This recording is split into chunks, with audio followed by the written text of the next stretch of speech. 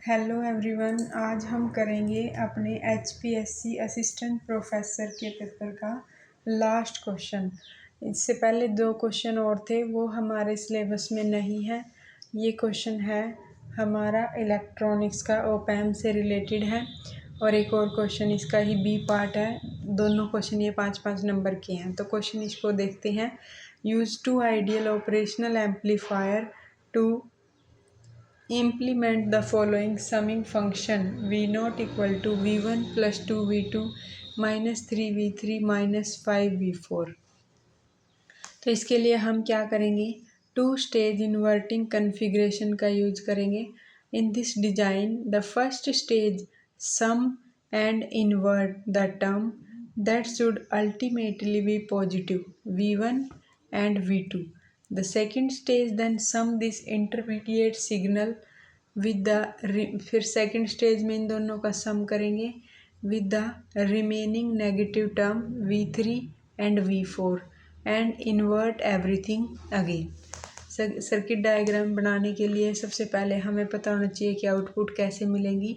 तो inverting summing amplifier has the formula minus RF by RA into में VA plus RF by RB into में VB plus up to so on. Stage 1 क्या है, sum V1 and V2, the output मिलेगी V mid. तो पहले हम V1 और V2 का सम लेंगे, तो वो कैसे होगा, V mid minus RF1 by R1 into V1 plus RF1, 2 है ना फीडबैक रेजिस्टेंस, तो RF1 इसका नाम दिया, RF1 बाई R2 इंटू में V2। इनकी सोल्व करके आ जाएगी V मिड। फिर हमें क्या बोला है, सेकंड स्टेज में इस इंटरमीडिएट जो V मिड है इसको ऐड करना है V3 और V4 के साथ। तो अब हम सम करेंगे V मिड का V3 एंड V4 में। तो final output V output is minus, अब फीडबैक रेजिस्टेंस भी चेंज हो गया, RF2 बाई RA इंटू में किसका, इनके लिए V मिड प्लस में RF2 by R3 V3 plus RF2 by R4 V4। अब V मिड की वैल्यू पुट कर देते हैं। V मिड की वैल्यू माइनस, ये देखो पहले V1 के साथ प्लस V2 के साथ, माइनस था, माइनस अंदर गया, माइनस माइनस प्लस हो गया। तो देखो RF, या फिर ये देख लो V1 है मल्टीप्लाई, ये भी माइनस का है और ये भी तो प्लस ही हो जाएगा। तो RF2 बाई RA इंटू में RF1 by R1 V1 plus में RF2 बाई RA इंटू में क्या है RF1 बाई R2 इंटू में V2। बाकी एज इट इज़, माइनस था, माइनस अंदर चला गया, minus RF2 by R3 V3 minus RF2 by R4 V4। उसके बाद है आगे नेक्स्ट पोर्शन।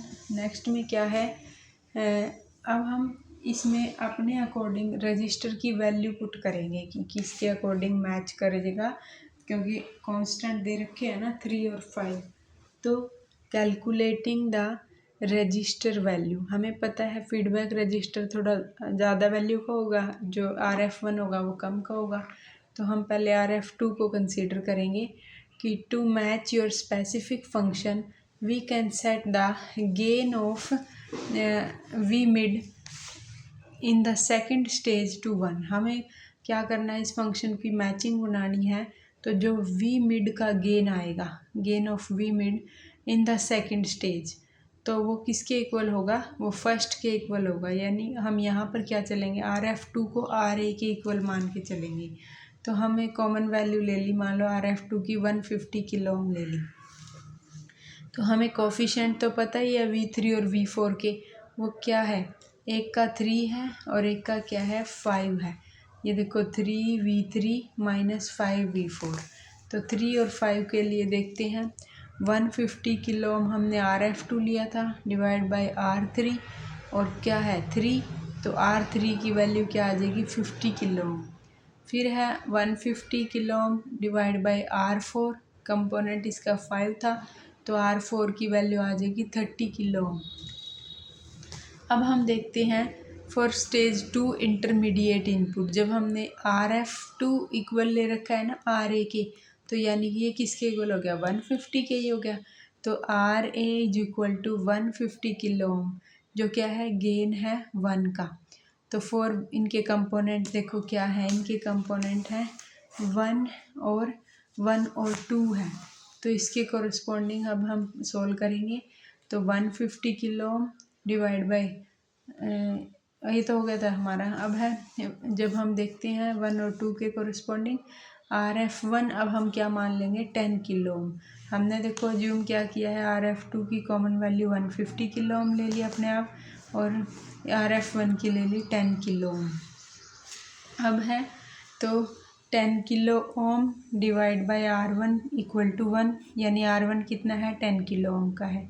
इसे 10 किलो ओम बाई R2, तो इसके कोरस्पॉन्डिंग है 2, तो R2 की वैल्यू आ गई 5 किलो।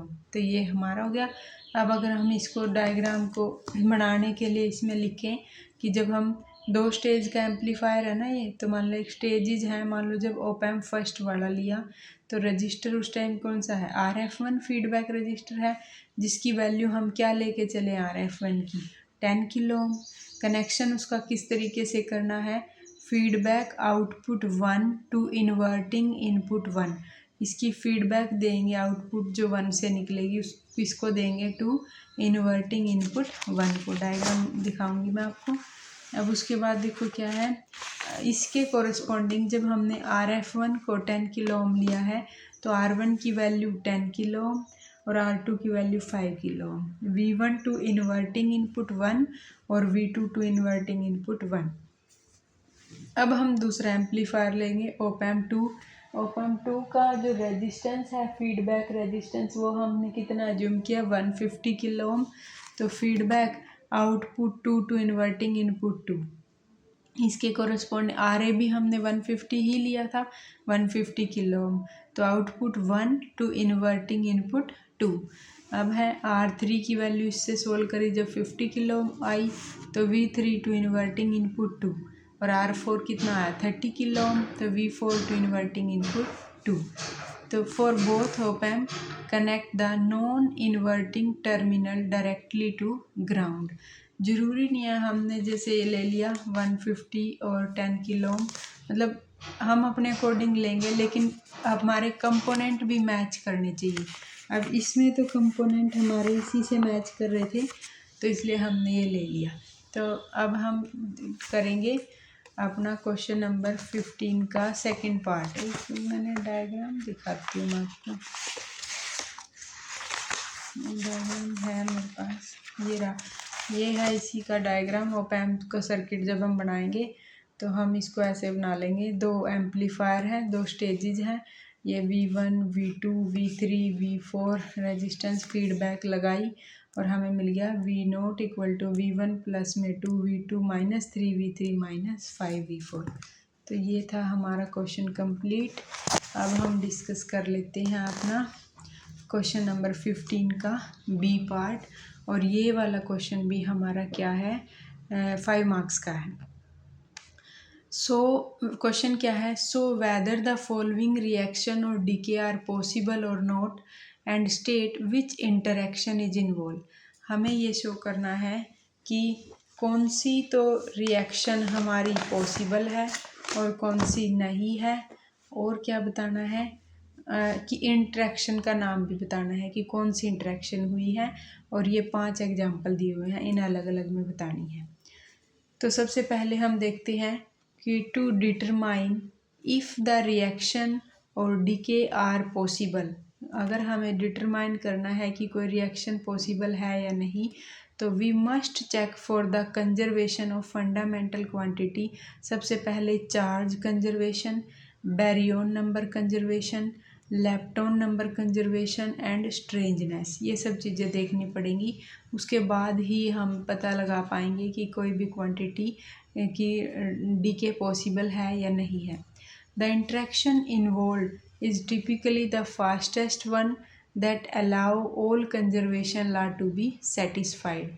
जो इंटरेक्शन होगी वो ऑब्वियस है कि जो होगा कंजर्व, तो वो सारी रिएक्शन को फॉलो करेगा इंटरेक्शन को। तो सबसे पहले स्ट्रॉन्ग इंटरेक्शन की कंडीशन क्या है कि वो क्या करता है, चार्ज, उसमें चार्ज भी कंजर्व मिलेगा और बैरियन नंबर भी, लेप्टॉन नंबर भी, स्ट्रेंजनेस भी और आइसोस्पिन भी। तो वो क्या होगा, स्ट्रॉन्ग इंटरेक्शन। दूसरा है इलेक्ट्रोमैग्नेटिक इंटरेक्शन, जिसमें क्या होगा, चार्ज भी कंजर्व होगा, Baryon number, lepton number, strangeness, but isospin नहीं होगी। और उसमें एक और उसकी पहचान एक और क्या है कि उसमें फोटोन मिल जाएगा कहीं ना कहीं। तो यूजुअली इन्वॉल्व फोटोन यानी कि गामा पार्टिकल। तो देखो इनमें से आप खुद ही सीधा ही देख लो, इसमें दिख रहा है हमें गामा, यानी कि औरों में देखो गामा है नहीं, तो इसमें गामा है, यानी कि ये क्या फॉलो कर सकती है, इलेक्ट्रोमैग्नेटिक इंटरेक्शन को। फिर थर्ड है वीक इंटरेक्शन, जिसमें क्या होगा, कंजर्व होगा charge, Baryon number, lepton number, इतने तीनों तो देखो सब में है, बट ये क्या है, वायलेट करेगा स्ट्रेंजनेस को भी by delta S is equal to +-1 और आइसोस्पिन को भी। अब हम अपना फर्स्ट एग्जांपल लेके चलते हैं, जो कि क्या दिया हुआ है, P+ में P बार और रिएक्शन में क्या बनाया उसने, पाई पॉजिटिव, पाइयोन है, ये जो तीनों पार्ट हो गए इसके, pi positive, pi negative, pi zero, plus pi positive plus pi negative. तो अब हम चेक करते हैं, सबसे पहले हमें क्या क्या चेक करना है कि ये चार्ज को, फिर बैरियन को, फिर लेप्टॉन को। लेप्टॉन को तो हम तभी देखेंगे जब लेप्टॉन होगा इसमें। देखो अब पाई है, बैरियन पार्टिकल है, पाइयोन है सारा का सारा, तो ये भी बोसोन है, तो लेप्टॉन का तो कोई चांस ही नहीं है लेप्टॉन चेक करने का। अब देखो सबसे पहले चार्ज को चेक कर लेते हैं। ये पॉजिटिव है, ये उसका एंटी है, पॉजिटिव नेगेटिव, तो इनका तो आ गया एक साइड में, तो जीरो आ गया इस साइड से। तो अब हम देखते हैं इधर वाली साइड का। तो एक को इस पर +1 है, इस पर -1 है, इस पर जीरो है, और इस पर +1 है, इस पर -1 है। सारे का सम किया तो चार्ज तो क्या आ गया हमारा, कंजर्व आ गया चार्ज। तो अब हम चेक करते हैं कि हमारा बैरियन नंबर, सबसे पहले हमें चार्ज को चेक करना है, फिर बैरियन नंबर को चेक करना है। बैरियन यानी कि प्रोटॉन क्या है, प्रोटॉन बैरियन है, तो एक बैरियन का पॉजिटिव है, दूसरा उसका एंटी है, तो इनकी वजह से तो जीरो आ गया। उधर पाइयोन है, क्या है, पाइयोन भी पाइयोन पर तो कोई बैरियन है नहीं, पाइयोन तो सारा का सारा क्या होगा, 0 0 0 0, तो वो भी क्या है, कंजर्व हो जाएगा। फिर लेप्टॉन को देखने की ज़रूरत नहीं है, क्योंकि यहाँ पर कोई है ही नहीं लेप्टॉन। तो फिर है स्ट्रेंजनेस, स्ट्रेंजनेस चेक करते हैं। तो देखो स्ट्रेंज पार्टिकल है नहीं, ये ना तो पाई है और ना फिर वो है जो कि हमारे पास प्रोटॉन है, तो यहाँ पे स्ट्रेंजनेस भी कंजर्व्ड है, तो यहाँ पर कंजर्व हो गया। This is a proton anti proton annihilation. तो प्रोटॉन क्या क्या है, ये प्रोटॉन की और एंटी प्रोटॉन की एनिहिलेशन है, जिसने क्या दिया है, पाइयोन दिया है, एनिहिलेशन इनटू मीजोन में बदल गया वो। तो ऑल ला आर कंजर्व्ड, तो इसने सारे ला फॉलो कर लिए। तो इन्होंने पूछा था क्या रिएक्शन और डीके पॉसिबल है, तो हाँ पॉसिबल है। और जब सारे ला फॉलो हो जाते हैं तो कौन से टाइप की इंटरेक्शन होती है, स्ट्रॉन्ग इंटरेक्शन। अब हम डिस्कस करेंगे इसका सेकेंड पार्ट। सेकंड पार्ट है कि प्रोटॉन प्लस काइयोन, और इसने दिया समीशन नेगेटिव, पाई पॉजिटिव, पाई positive, pi negative, pi zero. तो अब हम देखते हैं सबसे पहले चार्ज को। चार्ज देखता है, यहाँ प्रोटॉन है +1, काइयोन पर नेगेटिव है, तो इनका तो सम करके आ गया इधर से जीरो, यानी कि इधर वाला भी जीरो आना चाहिए तभी कंजर्व रहेगा। तो यहाँ देखो इस पर देखो नेगेटिव है, इस पर positive, positive, negative, zero, add करके देखते हैं तो चार्ज हमारा क्या है, कंजर्व है। अब हम बैरियन को देखते हैं। प्रोटॉन है बैरियन, काइयोन नहीं है, तो वहाँ यहाँ इधर वाली साइड तो 1 आ गया। अब इधर देखते हैं, ये देखो सिग्मा जो है ये हमारा क्या है, बैरियन पार्टिकल है 1, बाकी वो नहीं है तो 0 0, तो 1, तो कंजर्व है। अब स्ट्रेंजनेस चेक करते हैं। स्ट्रेंज प्रोटॉन नहीं है, काइयोन हमारा स्ट्रेंज है -1, इधर से -1 आ गया। इधर से हम क्या करेंगे, ये भी हमारा क्या है, स्ट्रेंजनेस, स्ट्रेंज पार्टिकल है, तो इसकी भी स्ट्रेंजनेस है -1, तो ये भी स्ट्रेंजनेस भी कंजर्व हो गई। अब हम कंक्लूजन क्या निकला कि all quantum number are conserved, तो इसमें भी क्या है, तीन सब क्वांटम नंबर कंजर्व्ड है, तो रिएक्शन पॉसिबल है, यस। और इंटरेक्शन इसमें भी कौन सी है, स्ट्रॉन्ग इंटरेक्शन है। अब थर्ड पार्ट को देख लेते हैं। तो प्रोटॉन और पाइयोन प्लस इसने क्या दिया, लैम्डा, और क्या दिया है, सिग्मा दिया है। तो अब हम देखते हैं इसके लिए चार्ज को, तो चार्ज देखते हैं इसके लिए क्या है, प्रोटॉन है तो +1 -1, दोनों को जोड़ के क्या आ गया, 0, इधर भी 0 आना चाहिए तो 0 0, तो ये क्या है, चार्ज कंजर्व है। फिर बैरियन नंबर को देखते हैं, यहाँ पर बैरियन है ये तो +1, ये नहीं है, यहाँ पर क्या है, ये इसकी वजह से तो क्या आ गया हमारा, 1 आ गया। अब ये दोनों ही क्या है, बैरियन है तो 1 1, तो इनकी वजह से क्या हो जाएगा, 2, तो ये क्या है, वायलेट हो जाएगा। तो कंक्लूजन क्या निकला, Baryon number must be conserved, तो बैरियन नंबर कंजर्व होना चाहिए था, लेकिन कंजर्व है ही नहीं। तो ये तीन तो सब के अंदर ही फॉलो होते हैं, चार्ज, बैरियन नंबर और इलेक्ट्रॉन नंबर। बैरियन नंबर ही कंजर्व नहीं है तो रिएक्शन पॉसिबल नहीं है। तो टाइप तो बाद में चेक करेंगे, जब रिएक्शन ही पॉसिबल नहीं है तो all interaction of proton and pion can not produce 2 baryon, तो नो पॉसिबल। अगला फोर्थ पार्ट है जो कि क्या है, वी म्यू एंटी पार्टिकल है उसका, प्रोटॉन, इसने क्या दिया है, म्यू पॉजिटिव और न्यूट्रॉन। अब हम चेक करते हैं चार्ज को। सबसे पहले इस पर क्या है, 0 चार्ज होता है इस पर, प्रोटॉन पे +1 और तो इन दोनों को +1 आ गया, इधर से भी +1, चार्ज कंजर्व है। बैरियन नंबर की देखते हैं, ये बैरियन नहीं है, ये बैरियन है, इसकी वजह से 1 आ गया इधर, ये बैरियन नहीं है, ये बैरियन है, तो कंजर्व हो गया बैरियन नंबर। अब क्योंकि लेप्टॉन भी है, ये लेप्टॉन है, तो लेप्टॉन नंबर की देखेंगे, एंटी है ना लेप्टॉन का, तो -1, और इसकी वजह से हमारे पास क्या आ गया, लेप्टॉन में ये क्या है, प्लस, इसके इलेक्ट्रॉन नहीं है 0, तो यहाँ से -1 आ गया, इधर से म्यूऑन का पार्टिकल है, न्यूट्रॉन तो लेप्टॉन है नहीं, तो यहाँ से लेप्टॉन नंबर भी कंजर्व हो गया। भाई होना नहीं चाहिए था, ये पॉजिटिव दे रखा है म्यू और ये नेगेटिव है, नहीं हो सकता। तो आगे देख लेना आप इसको। तो क्या, anti neutrino and anti muon both have a lepton number, क्योंकि इन दोनों का लेप्टॉन नंबर -1 होता है, इसलिए कंजर्व है। भी इसका लेप्टॉन नंबर भी -1 होता है, इसलिए ये कंजर्व है। तो कंक्लूजन क्या है, this is an anti neutrino proton scattering process mediated by the, इसने क्या बनाया है, लेप्टॉन और इसने मिलके तो मीजोन बनाया है, बोजोन, तो पॉसिबल है ये हमारे पास, यस। और इंटरेक्शन कौन सी हुई, क्योंकि लेप्टॉन भी कंजर्व है, तो ये है वीक इंटरेक्शन हमारे पास। अब अगले देख लेते हैं fifth part, summation 0 lambda 0 gamma. Gamma है तो खुद से ही पता चलने लग रहा है कि इलेक्ट्रोमैग्नेटिक तो मिलेगी। तो पहले चार्ज को देखा, चार्ज दोनों साइड है हमारा कंजर्व है। फिर हमने देखा बैरियन नंबर को, बैरियन नंबर जब देखते हैं तो ये है बैरियन 1, और तो इधर से भी ये क्या है, बैरियन, इसके लिए क्या है 0, तो कंजर्व है। फिर स्ट्रेंजनेस चेक कर लेते हैं, ये स्ट्रेंज पार्टिकल है और ये स्ट्रेंज पार्टिकल है, तो इसका मतलब क्या है, स्ट्रेंजनेस भी कंजर्व है।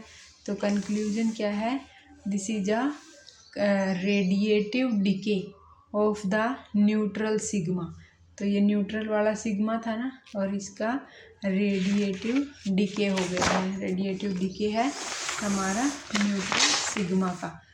तो baryon to the lighter lambda baryon, since a proton is emitted and एक फोटोन हमारा एमिट हो गया है एंड स्ट्रेंजनेस इज कंजर्व, तो it occur via the electromagnetic force. वैसे पता ही चल गया था हमें पहले ही, जब हमें फोटोन दे रखा था, तो पॉसिबल है, और इंट्रैक्शन कैसी है, इलेक्ट्रोमैग्नेटिक।